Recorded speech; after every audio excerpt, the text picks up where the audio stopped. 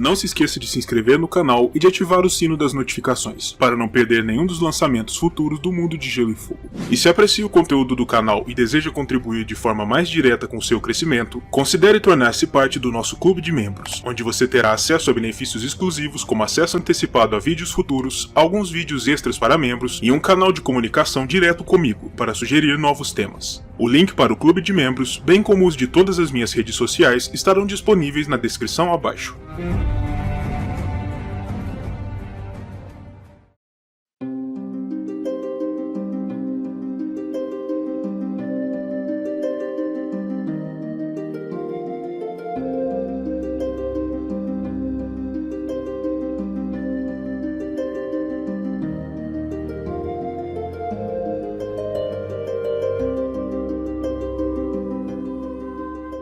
Jeor Mormont nasceu no solar de sua casa, no coração da Ilha dos Ursos, no ano 230 após a conquista, como o filho primogênito de seus pais e o herdeiro de todas as terras de sua família. Pouco e ainda menos é conhecido a respeito de sua infância e de sua juventude, bem como das de seus outros parentes, pois os registros pessoais dos Mormont são lamentavelmente deficientes. Mas sabe-se que, em algum momento anterior ao início da rebelião de Robert, Jeor abriu mão voluntariamente de seu lugar como senhor da Ilha dos Ursos e partiu em direção a Castelo Negro, na muralha, para tomar o Negro e ingressar à Patrulha da Noite, embora as razões que o levaram a tomar tal decisão sejam desconhecidas. Jeor legou sua senhoria, bem como a posse da antiga espada valeriana da família, Garra Longa, que vinha sendo brandida pelos Mormont há pelo menos 5 séculos, ao seu único filho, Jorah, que fora sagrado como cavaleiro após o final da rebelião Greyjoy pelo próprio rei, Robert I, mas que eventualmente se desgraçou por conta de suas dívidas, sendo forçado a abandonar seu título, sua casa e mesmo a espada antes de fugir dos reinos em desgraça, em 293, aplicando um duro golpe ao coração de seu pai. A espada Garra Longa foi enviada pela irmã de Jeor, a senhora Mid Mormont, que se tornou então a governante da Ilha dos Ursos, até Castelo Negro, para que Jeor aguardasse e determinasse o que faria com ela no futuro, mas ele não foi capaz de encontrar um bom uso para a lâmina, pois sempre que se virava para ela, era impossível não se lembrar imediatamente da desgraça de seu filho, o que lhe causava um profundo sofrimento. Enquanto tais eventos ocorriam, Jeor se alçava rapidamente através das fileiras da patrulha, e já em 288 ele foi eleito como 997º Senhor Comandante da Irmandade, passando a ser conhecido entre os irmãos simplesmente como o Senhor Comandante Mormon, ou mais coloquialmente como o Velho Urso, devido ao símbolo de sua casa, o grande urso negro de Mormont sobre fundo verde, e ao fato de ser então um homem do alto de seus 58 anos de idade, bastante velho para os padrões Westerosi. Desde o início de sua administração à frente da patrulha, Jeor se sentia profundamente preocupado com o declínio da ordem como um todo, com cada vez menos homens dispostos a tomar o Negro e destes, cada vez menos indivíduos de valor, com a maior parte daqueles ainda enviados do sul sendo formada por gatunos, ladrões, bandidos, estupradores e pobres jovens que haviam cometido faltas menores, com pouca ou nenhuma habilidade marcial, e que vinham à muralha por obrigação, e não por vocação ou para honrar suas casas e famílias, e isso sem nem falar a respeito da quase completa falta de cavaleiros dispostos a se tornarem irmãos negros. Paralelamente a isso, o Senhor Comandante também se preocupava com a crescente ameaça dos selvagens do norte, que vinham sendo arregimentados e instigados por um novo rei para lá da muralha, um antigo patrulheiro da Torre Sombria de nome Mance Rayder, que escapara por debaixo do nariz de Sir Dennis Mallister, o idoso comandante da fortaleza, e estava determinado a marchar com um enorme exército do povo livre até a muralha, para forçar seu caminho e invadir os 7 reinos. Diante deste cenário desolador, Jeor planejou junto ao seu primeiro patrulheiro, Benjen Stark, uma mudança de estratégia.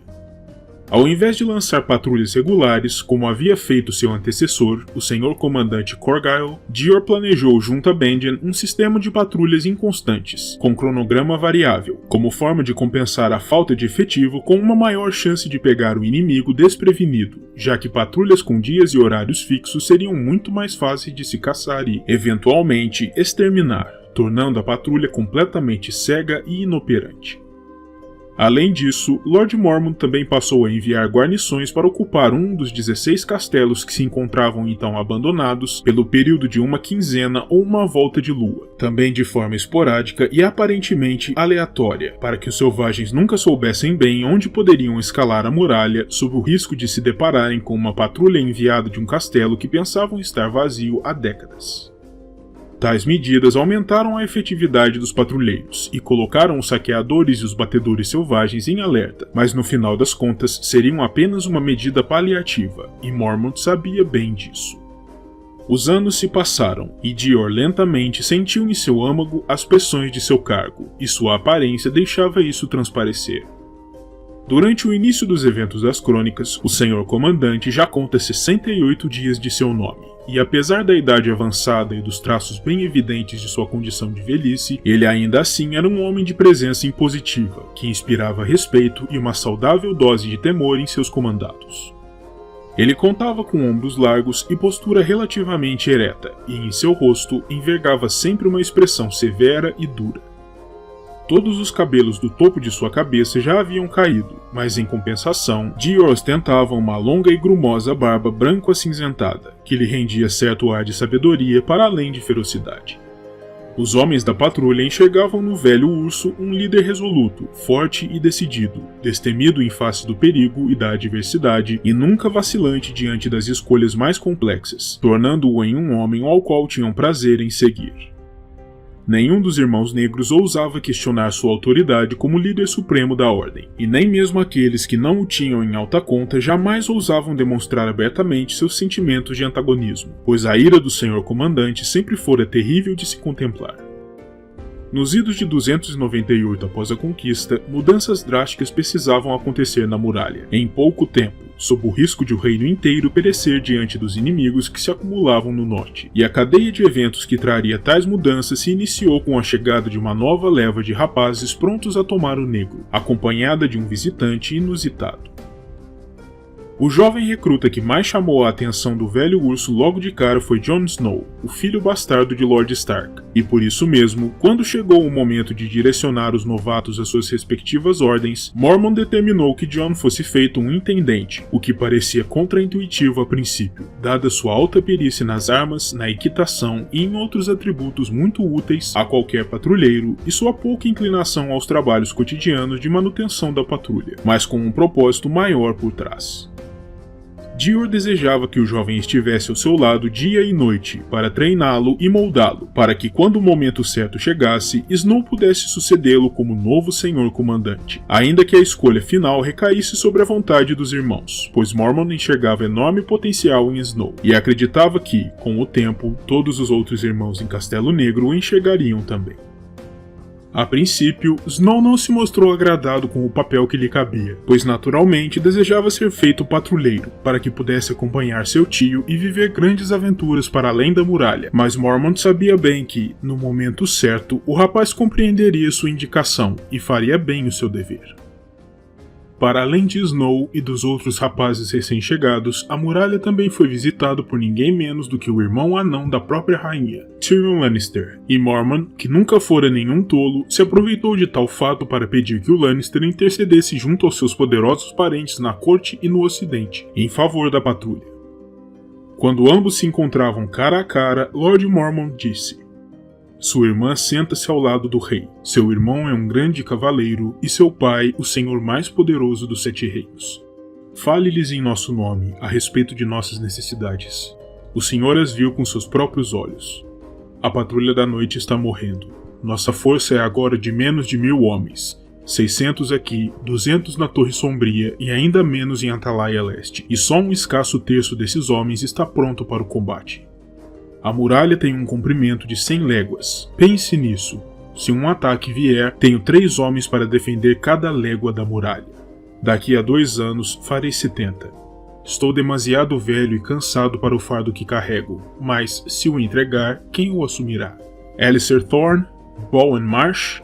Teria de ser tão cego quanto o mestre Aemon para não ver o que eles são." A patrulha da noite transformou-se num exército de rapazes rabugentos e velhos cansados. Além dos homens que partilharam nossa mesa esta noite, tenho talvez 20 que sabem ler, e ainda menos capazes de pensar, planejar ou liderar. Antes, a patrulha passava os verões construindo, e cada senhor comandante erguia a muralha ainda mais alto do que a encontrara. Agora, tudo o que podemos fazer é permanecer vivos. Percebendo a urgência e a sinceridade das palavras de Mormon, o anão anuiu e lhe garantiu que faria com que a verdade sobre a condição difícil da patrulha chegasse ao núcleo do poder real no sul e que faria o que pudesse para ajudar. Conforme a narrativa avançou, a relação de Dior com seu novo intendente pessoal se mostrou difícil, e um dos momentos mais tensos entre o senhor comandante e o garoto Snow se deu quando este comunicou ao rapaz sobre as graves notícias vindas do sul, pouco tempo depois de sua chegada à muralha. Seu irmão Bran, que ficara em coma durante dias e corria sério risco de morrer, finalmente havia acordado, embora estivesse permanentemente aleijado. E em Porto Real, seu pai, Lord Eddard, fora capturado, destituído de sua posição como mão e preso nas celas negras por sua suposta traição ao novo rei, Joffrey I. Snow não reagiu bem ao ocorrido, e Lord Mormont sabia bem do temperamento impulsivo e do apego espinhoso à honra que o garoto havia aprendido com Lord Stark, e por isso mesmo ordenou de forma discreta que Jon fosse vigiado de perto, para prevenir qualquer escolha infeliz que ele viesse a fazer. Depois, quando se reencontraram, o senhor comandante lhe permitiu saber que tinha tomado conhecimento de sua tentativa de escapar de Castelo Negro na calada da noite, para ir ao sul auxiliar no resgate do pai. Jon, a princípio, pensou que isso lhe custaria a cabeça, já que a morte era a única punição possível pela deserção, e se disse pronto a morrer pelo que fizera. Mas Dior lhe disse que, pelo menos naquela instância, nada de mal havia se passado, e que ele ainda não havia sido declarado formalmente como um desertor, mas o preveniu também que aquilo não deveria voltar a acontecer, lhe dizendo: a honra o compeliu à estrada do rei, e a honra o trouxe de volta. Ao que Snow respondeu: meus amigos me trouxeram de volta. E acaso disse que fora a sua honra? Foi a resposta de Mormon, antes de mandar Snow de volta aos seus afazeres. Paralelamente, o senhor comandante despachou seu primeiro patrulheiro à frente de um pequeno grupo para além da muralha, para procurarem por pistas do paradeiro de uma patrulha anterior, liderada por Sir Waymar Royce, o filho de Lord Bronzion, que havia recentemente tomado o Negro, e insistir em assumir o comando da patrulha apesar de sua completa falta de experiência. Ainda que o jovem fosse impulsivo e algo tolo, ele era um fidalgo e um dos pouquíssimos cavaleiros a se juntarem à patrulha em tempos recentes, de modo que o esforço deveria ser feito para localizá-lo. Ao mesmo tempo, Benjen deveria levar a cabo outra crucial missão: sondar os movimentos de Mance Rayder e de seu exército selvagem, para tentar determinar suas intenções. No entanto, algum tempo depois da partida do grupo, a muralha é surpreendida quando um grupo liderado pelo próprio Dior encontrou, nas proximidades de Castelo Negro, os cadáveres de 2 dos 6 homens que haviam acompanhado o Stark, Othor e Jeffrey Flowers. Ao que parecia, os selvagens os haviam encontrado antes que eles pudessem encontrá-los, e os patrulheiros haviam sido derrotados, com os corpos sendo deixados ali como uma espécie de aviso. No entanto, e ainda mais perturbador, algo parecia bastante errado com os cadáveres. Conforme apontou de forma perspicaz o trêmulo intendente Samuel Tarly, embora estivessem ao ar livre já há algum tempo, eles não somente não apresentavam sinais ou o cheiro característico do apodrecimento, como também pareciam estar intocados por criaturas selvagens das redondezas. E todos os animais dos Irmãos Negros, com a exceção do lobo gigante branco de Snow, Fantasma, pareciam aterrorizados com a mera presença dos cadáveres, ao ponto dos cavalos se negarem a permitir que os corpos fossem depositados em seus lombos. Algo definitivamente estava estranho ali, e por isso mesmo, Dior ordenou que os 2 corpos fossem levados de volta a Castelo Negro, para que o velho mestre Aemon os examinasse meticulosamente. No entanto, durante uma noite, aquilo que muitos irmãos temiam, mas nenhum tinha a coragem de dizer em voz alta, aconteceu. Os cadáveres se levantaram, sob o véu da escuridão, e começaram a caminhar. Diversos dos irmãos negros foram mortos pelas criaturas, incluindo Sir Jeremy Riker, e o próprio Sr. Comandante foi atacado pelo monstro que outrora havia sido Othor, com sua vida sendo salva pela intervenção de Jon Snow e de seu lobo, depois de o bastardo ter abandonado seu confinamento em sua cela, motivado por seu ataque impensado a Sir Alliser Thorne e de ter acorrido ao aposento do velho urso, de espada e archote em mãos, espantando Othor por tempo suficiente para que ele fosse incendiado. Metade da torre do Sr. Comandante acabou por queimar como resultado dos esforços de Jon, mas ainda assim, Dior se sentiu muito mais do que grato ao rapaz. De fato, sua gratidão foi tamanha que o Sr. Comandante se decidiu por ordenar que Garra Longa, a velha espada valeriana de sua casa, que sempre lhe atormentava por lhe rememorar da desgraça de seu filho, fosse retrabalhada, com seu cabo sendo reconstruído depois de arder nas chamas da torre, com seu ornamento do botão sendo mudado. No lugar da cabeça de urso, uma representação do animal símbolo dos Mormon, Dior ordenou que uma cabeça branca de lobo fosse esculpida, com os olhos vermelhos de rubis comprados em Vila Toupeira. Ele fez isso e então apresentou a espada a Jon, como uma forma de agradecê-lo por sua bravura em face do perigo, transmitindo ao rapaz a posse da lâmina ancestral de sua casa, acreditando que ele faria dela bom uso, restaurando a honra da própria espada e do nome de sua casa, após o exílio forçado de Sor Jorah. Daquele momento em diante, o vínculo que unia o Sr. Comandante e seu jovem intendente se tornou ainda mais profundo, e Snow passou a empunhar Garra Longa com orgulho, tornando-a em uma parte de sua própria pessoa. Algum tempo se passou, e Dior tem um novo comunicado ao seu jovem servidor. Seu irmão legítimo, Robb Stark, que fora até então o herdeiro de Winterfell, se declarou como o novo rei do Norte e do Tridente, separando formalmente ambas as regiões do restante dos domínios do Trono de Ferro, o que perturbou Jon, como não poderia deixar de ser.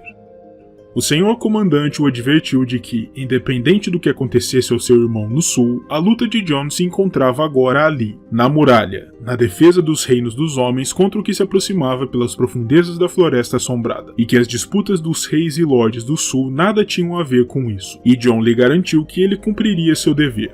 Mas ainda assim, Dior ordenou que Jon fosse novamente vigiado, para prevenir qualquer tentativa de fuga, mas dessa vez a prevenção não se mostrou necessária. Jon, por fim, parecia estar se tornando verdadeiramente um homem da Patrulha da Noite. Mais adiante, quando o Senhor Comandante considerou o amplo cenário que tinha diante de si, com recorrentes desaparecimentos de patrulheiros, com primeiros patrulheiros que pareciam morrer tão logo eram indicados, relatos perturbadores de vilas selvagens completamente vazias, com o paradeiro de seus habitantes desconhecido, e com o sinistro presságio de coisas mortas e criaturas saídas de um pesadelo, se escondendo por trás das sombras, marchando em direção à muralha para invadir e destruir os reinos dos vivos, para além da ameaça real de Mance Rayder, à frente de um exército com um número potencial de centenas de milhares de guerreiros selvagens uivando pelo sangue dos homens civilizados, ele se decidiu por deixar de lado as antigas precauções de seus antecessores e declarou que lideraria em pessoa uma grande patrulha para lá da muralha. Dentro de poucos dias, 200 homens de Castelo Negro e mais 100 da Torre Sombria partiriam em direção ao norte, cavalgando em força, para encarar os selvagens, os mortos, as criaturas e o que mais quer que se encontrasse para lá do limite do mundo, para determinar exatamente quais ameaças o reino enfrentaria e, se possível, para localizar Benjen Stark e quaisquer outros patrulheiros, vivos ou mortos, pois Dior não ficaria passivamente esperando por seus algozes, entocado por trás do grande bastião de gelo que demarcava os limites do mundo. A Patrulha da Noite, ele decidiu, partiria em direção ao desconhecido, e lutaria, ou morreria, conforme fosse a vontade dos deuses.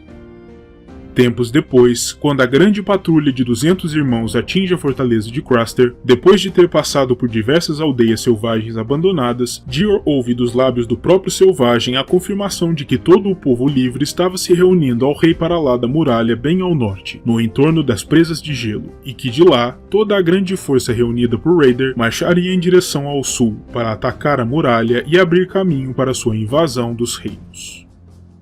Com isso, o Senhor Comandante lidera seus homens adiante, até uma posição elevada e reforçada no punho dos primeiros homens, e ali ele estabelece sua base de operação, para que aguardassem a chegada do contingente de 100 irmãos que partira da Torre Sombria, sob o comando do patrulheiro lendário Corin Meia-Mão.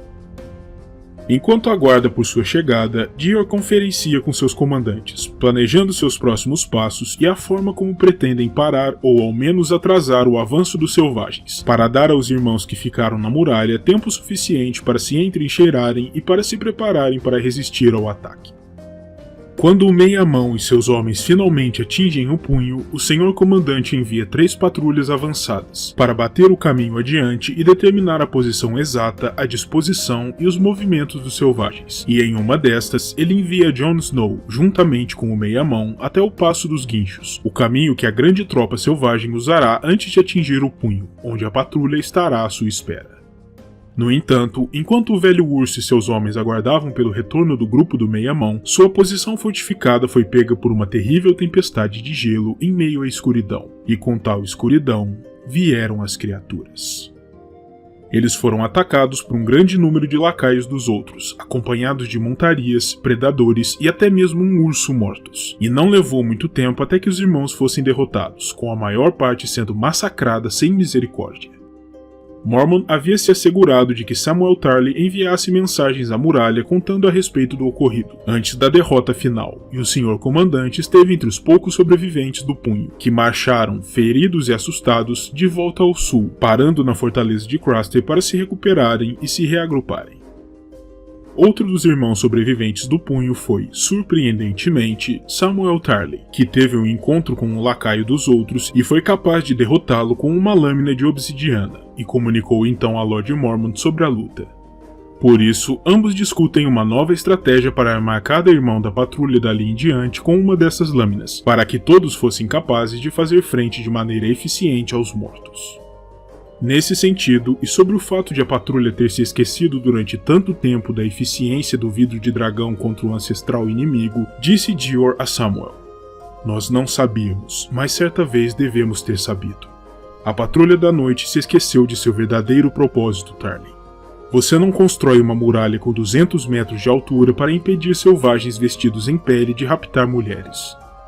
A muralha foi construída para proteger os reinos dos homens, e não contra outros homens, o que os selvagens são, se olharmos bem as coisas.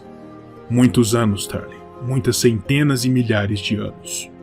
Nós perdemos de vista o verdadeiro inimigo, e agora ele está aqui, e não sabemos como combatê-lo." Os ânimos dentro da fortaleza de Craster seguiam sombrios. Os poucos irmãos sobreviventes se encontravam cansados e derrotados, temerosos do que ainda poderia estar se escondendo na natureza selvagem lá fora, e os intendentes que ainda restavam faziam todo o possível pelos feridos e moribundos. Em um dado momento, o patrulheiro Bannen, um experiente caçador e batedor da ordem, veio a falecer, e todos os irmãos se reuniram do lado de fora do salão de Craster para acender uma pira funerária na qual pudessem queimar seu corpo, enquanto recitavam as palavras de luto e de dispensa devidas a todo o irmão negro que partia desta vida. E agora sua vigília terminou. Embora alguns acreditassem que o ferimento em seu pé fora o que dera cabo de sua vida, a maioria dos presentes sabia a verdade. O que levara Bannen fora a fome. Enquanto isso, Craster continuava a se ressentir com a presença dos corvos sob seu teto, e os ânimos finalmente atingiram o ponto de ebulição quando o anfitrião ofereceu aos irmãos apenas 2 filetes de pão, insuficientes para todos.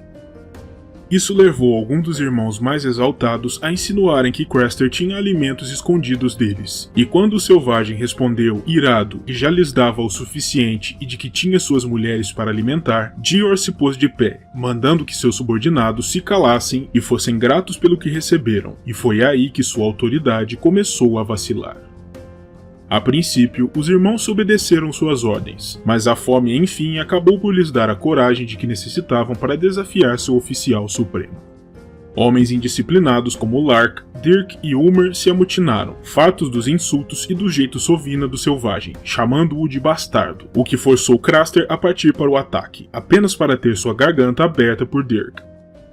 Diante disso, Mormont bradou horrorizado que os deuses os amaldiçoariam a todos, pois não existia crime mais hediondo do que trazer o assassinato ao salão de um anfitrião, após o que jurou ter a cabeça de Dirk por aquilo. O assassino havia agarrado uma das mulheres de Craster, ameaçando matá-la caso ela não revelasse o local em que a comida estava escondida. E o senhor comandante, já brandindo sua espada, ordenou a ele que tirasse as mãos da mulher. Mas não teve tempo de dizer muito mais, pois neste exato momento, Olo Mão Cortada achou por bem apunhalá-lo, fazendo com que sangue escapasse de sua boca, e mandando Dior em uma rota direta em direção ao solo. A queda do velho urso abriu as portas do caos dentro da fortaleza, e o motim verdadeiramente explodiu. Estirado no chão, sangrando, perdendo a visão e ofegando seus últimos suspiros, Mormont viu Samuel Tarly se esgueirando até seu lado, e na urgência de um moribundo, projetou algumas últimas palavras torturadas ao jovem intendente. Tarly. Quando tentou falar, o sangue pingou da boca do velho urso, caindo sobre sua barba. Tarly. Vá, vá! Para onde, senhor? Perguntou Sam. Tinha a voz monocórdica e sem vida. Não há para onde ir. A muralha, respondeu o senhor comandante. Dirige-se à muralha. Já! Já! Crocitou o corvo. Já! Já! A ave caminhou ao longo do braço do velho até seu peito e arrancou-lhe um pelo da barba. Tem, continuou Mormon. Tem de lhes contar. Contar o que, senhor? Perguntou Sam polidamente. Tudo. O punho. Os selvagens. Vidro de dragão. Isto. Tudo. Sua respiração era agora muito superficial e sua voz um sussurro. Diga ao meu filho. Jorah. Diga-lhe. Vista ao negro. Meu desejo. Último desejo. Desejo? O corvo ergueu a cabeça, com os olhos negros como contas brilhando. Grão? Perguntou a ave. Grão, não, disse Mormon fracamente. Diga a Jorah. Perdoo-o. Meu filho. Por favor, vá. Depois disso, Sam continuou a falar, mas o espírito do velho urso, o bravo senhor comandante da Patrulha da Noite, que havia liderado sabiamente sua ordem e ousado mais do que qualquer outro senhor comandante na memória recente dos homens, já havia partido deste mundo, e a escuridão contra a qual tão ousadamente tentara lutar já o havia consumido por completo.